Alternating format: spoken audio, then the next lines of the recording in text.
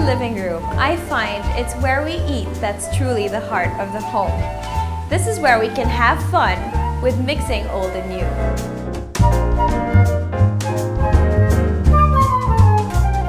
Table setting is a great canvas for mixing old and new pieces, simply because you don't have to match everything and you can build your collection slowly, buying piece by piece from when you travel or when you go sourcing, and you really have a lot of choices. We always start with the plates. We can't have any table setting without plates. I have pieces like this that are just from the department store.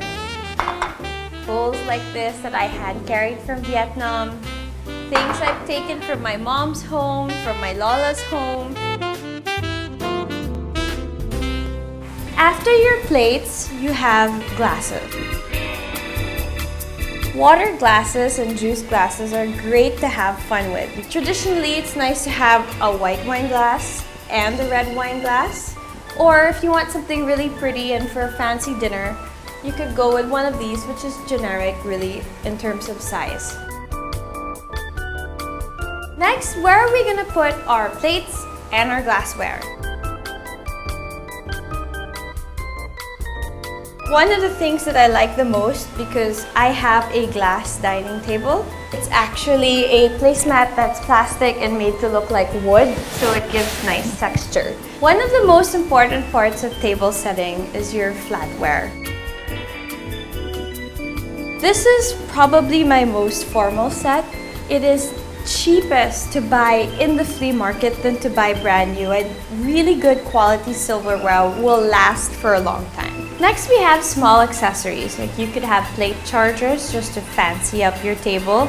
I have one in gold for really dressed up dinners and one in green, which is actually nice for Christmas. But depending on what you're doing, it's also a nice background and earthy.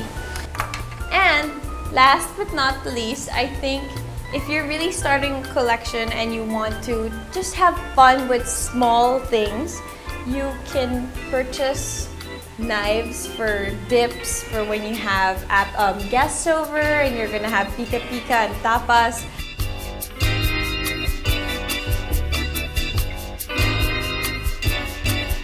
Now let me show you some samples of my favorite table settings, combining all of these elements together.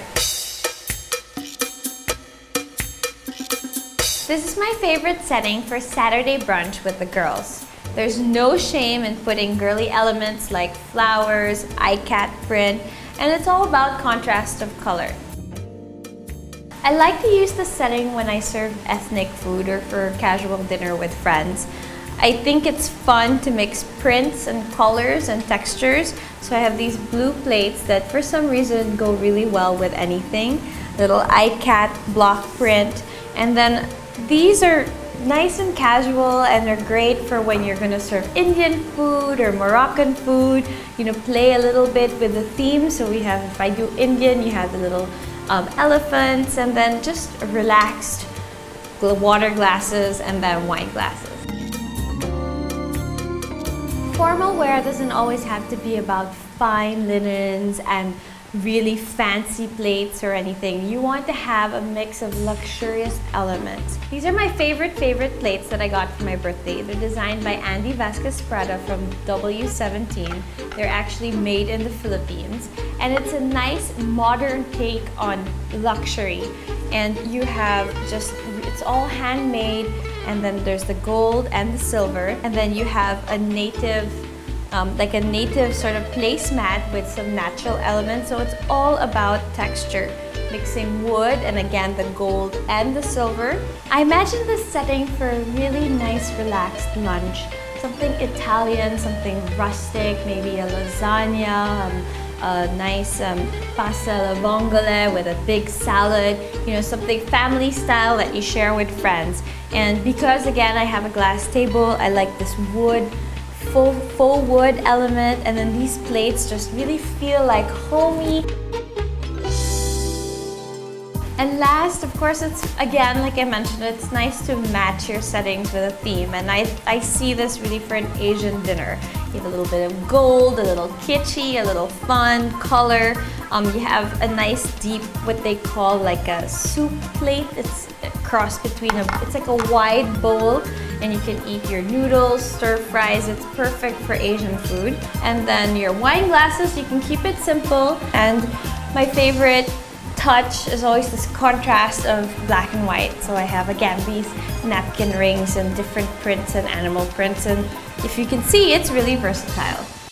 Indeed, blending the old with the new can definitely create a unique look for your living space. A look that's not only original, but more importantly, personal, as you use pieces from your family's well-loved collections, heirloom pieces, and you know, it doesn't have to be a large armoire or a century-old painting from a grandmaster. Yes, I agree. It can be just a vintage lamp on the corner or a statement chair here, just that one element that can totally change the look of your living space.